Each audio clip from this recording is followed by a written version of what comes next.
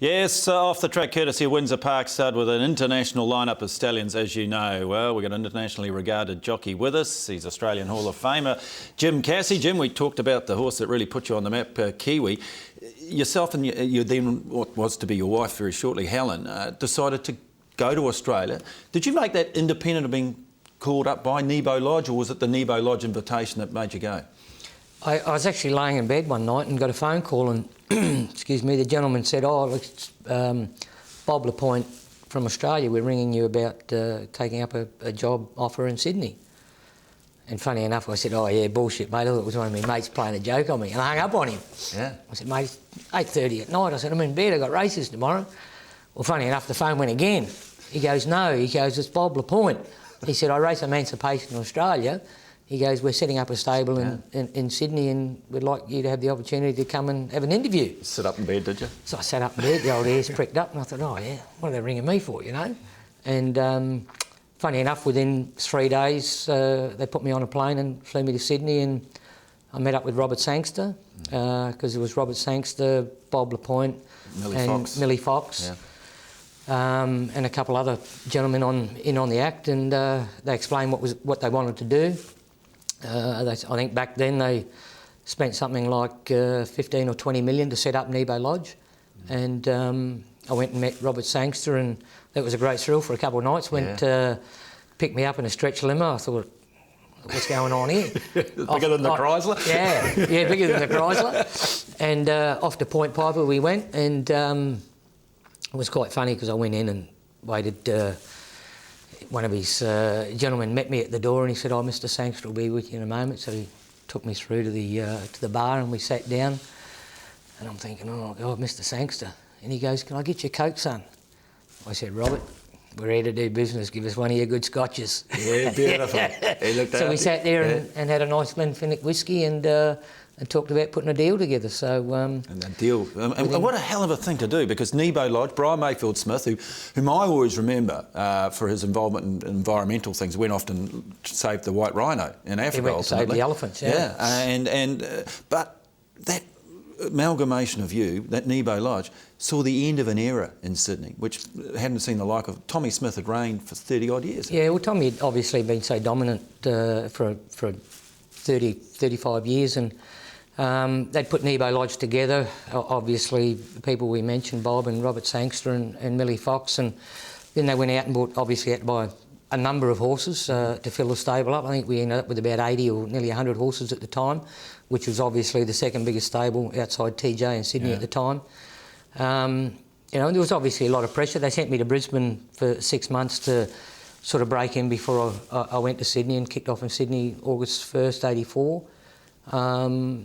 And, you know, it was a good team effort because they'd obviously had the owners, the trainer and the jockey, and, you know, I was very honoured to be able to give them that opportunity to go, and obviously a lot of pressure jumping into Sydney in the early 80s to ride against the calibre of jockeys. So. Yeah, a bit of work, because you won the premiership in 85, 86. Yeah, it was a great honour. I think I rode 86, 87 winners that season, my first season in Sydney, and it wasn't all peaches and cream. It was plenty of hard work and dedication, and riding against those boys, I mean to say, it was be up or be out. Yeah, it was interesting because you make mention quite often in the articles I've read that, you know, Ron Quinton, I mean, a lot of New Zealanders will know him as a trainer now, those involved in racing now will see him as a trainer, but he was one of the best, wasn't he, in the saddle? He was. Well, his record stood. He won 12 Sydney premierships, it was certainly not easy to do.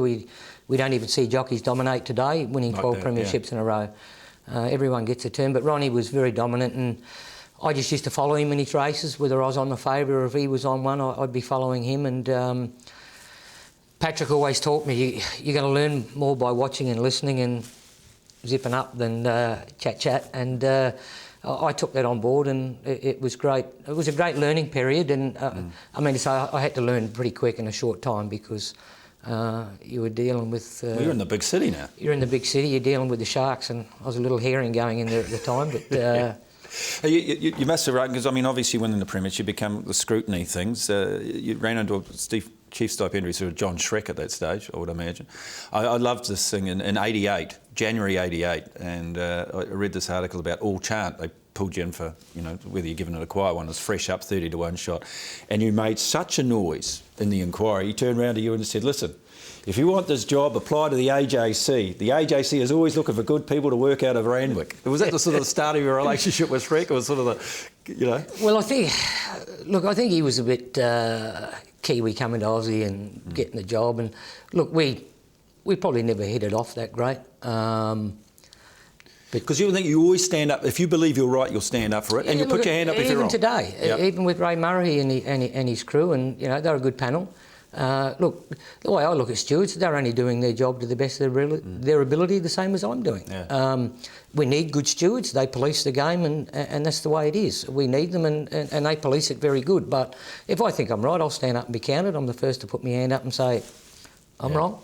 He got you in June '88, riding cruising, put you out for 12 months. Yep. Must have been a hell of a knock, Yeah, well, it was gut-wrenching because I'd sort of just fallen into Sydney and won the premiership, and Nebo Lodge was going, and then I got the 12 months for that. But, look, it was a dodgy one. The ride didn't look good, but there were circumstances behind it. I mean, to say... I love your comment. I could have come to if I wanted it, I could have run up the arse of the things on the inside. I pulled it to the outside. Yeah, and, that's the difference. I mean, to say, there's 4 things a jockey can do in a race, and funny enough, I've asked a number of stewards, I've asked a number of racing people, and they don't know what they are. There's only 4 things we can do. What's it? Yeah, win? No. No? What's it? Go and tell me. There's 4 things you can do a jockey can do on a horse in a race. Okay, I'm listening. You got me. Go forward, go back, go left, or go right. There are only 4 things you can do. Okay. If you can think of another one, tell me. I'm still ready to learn. And I said, I'd done a steward's a guest speaking thing one day, and everyone was putting their hand up. I said, we must ask the chief steward. I said, he's here, Mr. Murray. He didn't come up with the 4 things I give him. I said, well, what are they? There's only 4 you can do. Mate. And if you don't go in when they think you should go out... Yeah. Did you get your education in the room from Graham Rogerson? Did he teach you everything he knew? Because he was the ultimate bush lawyer. Yeah. A bullshit artist too. I remember sitting in the steward's room one day. Rogie was looking after me. I was away riding for him, chasing the premiership at the time. And he used to smoke them more cigarettes, them big long brown things. And we're sitting in the steward's room, and I'm being questioned. Actually, it was in Auckland by the stewards, and I'm sort of not saying too much. Rogie's tapping me on the leg, going, "Don't say too much." So he's sitting there, and he's got his pen and his cigarette packet, and he's going like this. Like this, like this, and I'm thinking, shit, what's he doing? Anyhow, when we got cross-examined, Rogie looking after me, and he's going, well, sir, you said this here a minute ago. I said, you're contradicting yourself. You can't put words in his mouth. Rogie's looking after me. Anyhow, Rogie got me off. Yeah. I probably should have got a month, and genius, he got me off. And I said to Rogie when we come out of the room, I said, give us a look at your cigarette packet. Hey, look, there wasn't one bloody thing written on it. But he was a freak. Was it at that stage when you come back off that 12 months, you wrote it, you had a business card. You rung the rest, now ring the best. Yep. Was that after that you were handing that card out? I was handing the card out, yep. You rung the rest. You've used the rest, now use the best. That's it, yeah, now ring the best. Yeah. Hey, listen, talk about loyalty, because it cost you the Melbourne Cup win in 1990, didn't it? Kingston Rule. Your loyalty to Rogie? Yes, it did. I was riding for Bard at the time, and I'd won... I think it was the Herbert Power going into the Caulfield Cup on Just a Dancer, and no, I stuck. Rogie had been great to me over a number of years, well, all my riding life in New Zealand, and he brought the horse over and gave me the opportunity. I won on him, and so no, I stuck fat. Obviously, was disappointing not riding the winner, but I didn't lose any sleep over it. I stuck with me mate, and we're still great mates today, me and Rogie, and a great mate, Michael Hibbard, that was in Just a Dancer at the time. He's my accountant, he's my mate, and we've been mates for some 30 years. So. Comes back to that loyalty thing. Oh, look, it does. Look, I think it's great. Racing's not everything, and money's not everything. Yeah, if you can have good friends and count them on one hand, I'm very lucky in that respect.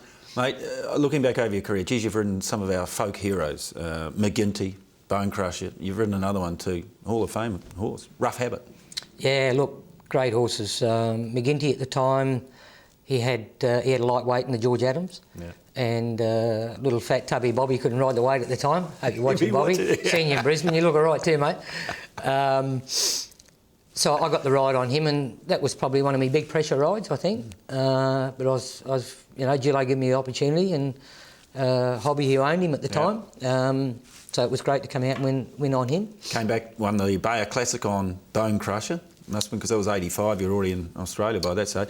But the association with Rough Habit, he's just a freak of a horse. Yeah, look, marvellous. A great thrill for a jockey to have an association with a horse that was, with no disrespect, he was no Earl Macpherson. No, he wasn't. He was plain. Let's be honest, he was a plain horse. He was an ugly little thing. I didn't say ugly, you said ugly. He had that little wide eye that used to go sideways. Didn't know whether he was the old John Shrek, whether he's winking at some girl on the grandstand or what. But yeah, look, he was a freak. To win, this is one thing Tommy said, for a horse to be able to win in Sydney, Brisbane, Melbourne, go to 2 Japan Cups, come back and still win at Group 1 level. I mean, so when horses travel to Japan, 9 out of 10 of them don't come back and win. He was able to do it, and he done it on 2 occasions. I read somewhere you said the second Stradbroke was his best. Yeah, phenomenal. I remember me and John Wheeler were guests at the Carbine Club luncheon in Brisbane, and he drew 18 alley or 20 alley that year. He had 57 trying to win back-to-back Stradbrokes. Freakish performance. I went back to last, found a passage through close to the fence, and We've got it here actually for you, Jimmy. You can relive this. Look at it there, back to last too. Yeah. You cannot win from here, my friend. Well, they say you can't, but I've always been a great believer. One thing Patrick told me, and all the great trainers, Noel Eels and Gillos and all the great men here, you win the race at the end of the straight, not the top of it. And here we are, changing ground, going back to the inside. He's dodging the whip there, a mick on Kinjite. Mate, you can only do 4 things on a horse. You can either go forward, back, inside, in or out. Yeah. And I haven't found any others you can do. That's sensational. And got up beautifully there. And got up, yeah. Marvellous effort, I mean to say. And Johnny Wheeler, like, what a freak. Wheels, he's cups, Group 1s, steeplechasers, hurdlers, remarkable man. He's great a Hall of Fame. association. New Zealand Hall of Fame. Yeah, great man. Great man. Mate, 95, we're going to bring this up because, you know, it's part of your career, your life. The jockey tapes must have been the biggest knock cloud to ever hit any career, and for someone like yourself. I think it was the biggest thing ever hit racing. Yeah. Just about anywhere in the world. Yeah. But in one respect, look, it was blown out of proportion. It was a lot bigger publicised than what it deserved to be. It was a tough one, yeah. Did you think at that stage, geez, this is me, I'm gone, I'm finished? Yeah, no? I was a Kiwi. Yeah. Fight back. Yeah, you were going to fight back. Yeah, I was always going to fight back. You got 3 years, which... Got 5, done 2. 5, yeah, 20, yeah, that's right, 5, 3, and then 21 months. One thing I read, which I found very interesting, which got you through it, got into show jumping. Yeah, well, I needed something mentally to keep me going. Like, obviously, I didn't have any income from racing, and I wasn't really qualified to go out and drive. I was offered to drive taxis. Imagine me driving a taxi. Police. Wouldn't have been hard to rob me, would it? Yeah, have me money. I actually went and done a bit of labouring. Yeah. Went with a mate, done a bit of labouring. The wife worked in the stables? Yeah, she went and done a little bit of work. Was funny bringing home $100 instead of $10,000 a month or something, you know. Yeah, exactly. But look, where there's a will, there's a way. I mean to say, I've seen people do it tough in life, but it's only the way you approach it and the outcome you want after it. Yeah. So. And you can't turn the clock back. It's been and gone. It's done. You've got to look forward. Oh yeah, look, yeah. I don't. People ask me if I have regrets. I said no, they're not regrets. They're memories, and that's the way I look at it. You did comments at the Melbourne Cup in '96 for Channel 7. Is that right? Yep. The year after, we're going to talk about it, you were riding a horse called Might and Power, but before that, you'd got on him at Caulfield. Might and Power. Yeah, what a freak. Every jockey's dream, not many people rode Might and Power, but to ride a horse like him, his strength, his determination, his will to win, he'd run through a brick wall for you. You rode him in a race, I remember, at Canterbury, and that was when you thought, gee, this is something special, 3-year-old. Yeah, I rode him in a 3-year-old race. I think he'd only won the one race with Anthony Cummings, and then he went to Jack. I won a 1900 metre race on him as a 3-year-old, and he led. A couple sort of took me on, 5 from home, and then at the half mile, and he was able to fight back and won by a head. And then I said to Jack, I said, geez, I think he's pretty good, this bloke. He said, oh, we'll see how good he is. We'll run him next week. So he ran him against 3 and 4-year-olds, yeah, that's right. the older Yeah, horses. yeah. And pretty much the same thing. He won again under the same sort of tactics. He led and was taken on and was able to fight back. And when they can beat the older horses at 3, you know, you're going somewhere. And funny enough, I said to Jack and Nick Moratis at the time, I said, look, he's Caulfield Cup written all over him if he gets to that stage. And Nice. Here's the Caulfield Cup. I tell you what, Tommy Waterhouse, I said, reckons that you are the #1 front-riding jockey in front. yeah, well, I remember with Patrick, he used to, when I had to ride track work, he'd always make me try and ride, you know, do your times. And it was just something I got in my head. And I must say, I'm track work and I'm not that flash on times, but I ride horses on field. And when they give you the feel and you know what's up underneath you and what you've got in the tank, but this was devastating. They don't win Caulfield Cups like that, mate. No, they don't. I've never seen one run and one like that. I sat there with my manager the night before at the Crown doing the form, and I said to him, he'd just come off getting beaten the Epsom, and with no disrespect to York, he didn't have any luck in the Epsom. He got back, tried to ride him back where I was happy to let him roll, and I said to Brett, I said, mate, he's got 52.5. I said, I'm really going to have to run a record to beat him. I said, if I let him roll in front and ride him to run 12.5, 13 a furlong, I said, they can't come from behind him and beat him. And as it was, he ran a record, and I think we ran nearly 12.5 a furlong, and the result was 7.5 lengths. You backed up your second Melbourne Cup, different tactics to Kiwi. Again, you go forward this time. Yeah, well, I think the big thing was with him in the Cup, he wasn't a true 2-miler. At 1.5 miles, I think he was competitive anywhere in the world at that stage.